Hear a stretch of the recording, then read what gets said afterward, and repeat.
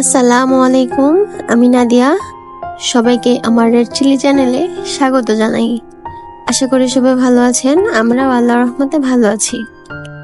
আজকে বোম্বাই মরিচের আচার বানাবো। যারা ঝাল খেতে পছন্দ করেন তাদের রেসিপিটা আশা করছি ভালো লাগবে। আচারটা বানানোর জন্য মরিচগুলো ধুয়ে পরিষ্কার করে বোটাগুলো ফেলে নিয়েছি। এবার এগুলোকে ভালো করে ব্লেন্ডারে ব্লেন্ড করে নিতে হবে। চাইলে আস্তও দিতে পারেন, তবে ব্লেন্ডার করে নিলে ভালো হয়। আচারটা পরিমাণে অল্প নিলেই হয়। আচারটা বানানোর জন্য বড় 3টা রসুনের কোয়া নিয়েছি। এবার চুলায় একটা প্যান বসিয়ে হাফ কাপ সরিষার তেল দিয়ে দিব। তেলটা যখন হালকা গরম হয়ে যাবে তখন এখানে আমি হাফ চামচ পাঁচফোড়ন দিয়ে দিব, আর সাথে দিয়ে দিব 2টা শুকনো মরিচ। এবার ভালো একটা ঘ্রাণ না আসা পর্যন্ত কিছুক্ষণ ভেজে নিতে হবে। 2 মিনিটের মতো ভেজে নিয়েছি। এবার সেই রসুনের কোয়াগুলো দিয়ে দিব। রসুনের কোয়াগুলো দিয়ে কিছুক্ষণ ভেজে নিতে হবে। 5 মিনিটের মতো ভাজলেই হবে।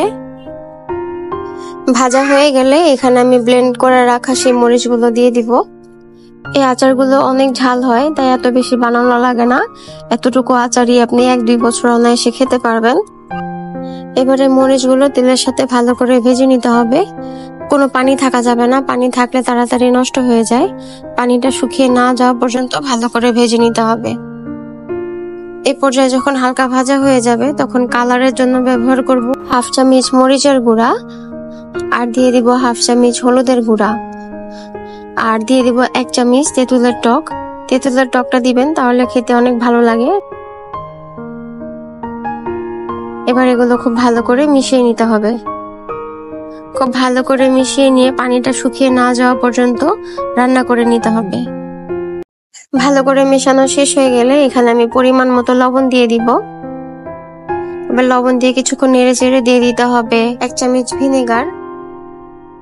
ভিনেগারটা দিয়ে ভালো করে মিশিয়ে নিতে হবে। এখানে আমি আরো 15 মিনিটের মতো রান্না করব। যারা এখন আমার ভিডিওটি দেখছেন তাদেরকে অসংখ্য ধন্যবাদ। ভিডিওটি দেখতে দেখতে আপনাদের যদি ভালো লেগে যায় তাহলে প্লিজ একটা লাইক দিতে ভুলবেন না। চাইলে আপনি আমার চ্যানেলটি সাবস্ক্রাইব করে রাখতে পারেন। আর যারা অলরেডি সাবস্ক্রাইব করে রেখেছেন তাদেরকে অসংখ্য ধন্যবাদ। এই পর্যায়ে এসে যখন পানিটা শুকিয়ে যাবে, তেলটা ছেড়ে দিবে, তখন নামিয়ে ঠান্ডা করে কাচের বয়মে ভরে রাখবেন।